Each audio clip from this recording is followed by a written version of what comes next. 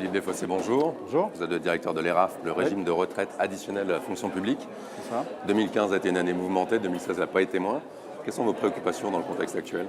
Évidemment, ça ne surprendra pas, c'est la baisse des taux et la difficulté de trouver des investissements pour adosser nos engagements de passifs.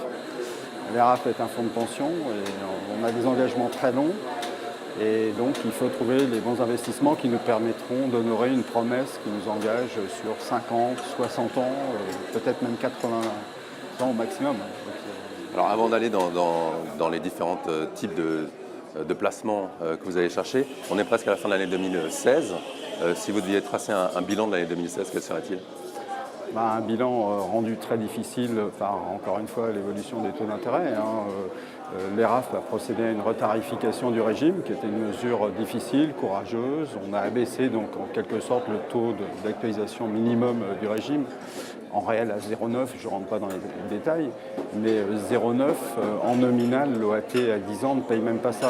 Donc vous voyez la difficulté, et c'est une difficulté qui s'impose à l'ensemble des fonds de pension. Alors évidemment en France ça concerne assez peu de monde, nous en l'occurrence, mais c'est un problème que mes collègues rencontrent partout en Europe et au-delà aux États-Unis. Je suis régulièrement en contact avec eux, nous avons tous la même préoccupation. Alors vous ne gérez directement, en direct que les obligations d'État et assimilées. Vous allez chercher une expertise à l'extérieur pour les investissements sur d'autres actifs. C'est plus complètement vrai.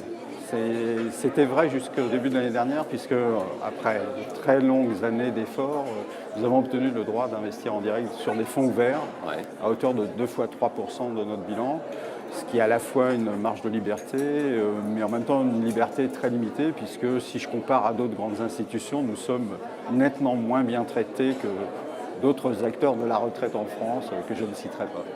Alors, pour cette expertise sous-traitée, ces investissements sur des classes d'actifs autres que les obligations d'État, vu le contexte de taux actuel, vu la difficulté à trouver des rendements, vu l'évolution des marchés, vers quelle classe d'actifs, vers quel type d'investissement vous portez-vous? Moi, je pense qu'il va vraiment falloir à un moment penser en dehors de la boîte. C'est-à-dire que si on continue à s'inscrire dans le cadre du 60-40 qui a été vendu pendant aussi longtemps aux fonds de pension, ces fonds de pension vont exploser. 60% d'obligations aujourd'hui qui rapportent pas grand-chose. On voit même des entreprises émettre à taux négatif. Les fonds de pension ne seront pas en mesure d'honorer leurs promesses. Donc soit les autorités le comprennent et ouvrent de nouvelles possibilités. Il va vraiment falloir penser en dehors de la boîte.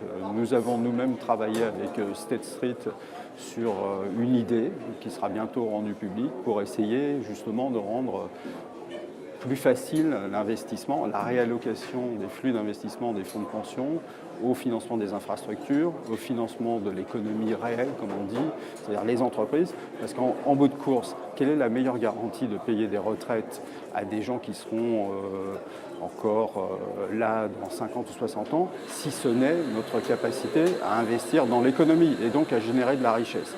Et ça, il faut vraiment que quelque chose bouge. La régulation, la réglementation, les normes comptables, la façon dont on fait notre reporting va exactement à l'encontre de ce but. Aujourd'hui, vous êtes investi dans quelle proportion Aujourd'hui, alors que nous avons un passif à 30 ans et un cash flow positif de 2 milliards d'euros par an en moyenne pendant les 10 prochaines années, nous sommes à 25% d'actions. Même si en théorie, nous aurions le droit de monter à 40%, le problème c'est qu'on nous impose de faire un stress test à 32% sur ce portefeuille d'actions, comme si nous gérions une sorte de prop trade desk. Je veux dire, il y a une erreur fondamentale à assimiler risque et volatilité pour des gens qui ont des passifs très longs et des cash flows importants. C'est absurde. Et pour terminer, quelles sont vos perspectives pour l'année qui vient? Nos perspectives, c'est de faire évoluer ça et on y mettra l'énergie nécessaire. Parce que, encore une fois, si nous souffrons, nous ne sommes pas les seuls et nous avons donc l'espoir de mobiliser nos collègues. C'est un sujet, encore une fois, qui n'est absolument pas français. Au demeurant, il se pose sous d'autres formes pour l'assurance vie aussi. Voilà le message. Philippe Desfossés, directeur de l'ERAF, le régime de retraite additionnelle à la fonction publique. Merci beaucoup. Je vous en prie.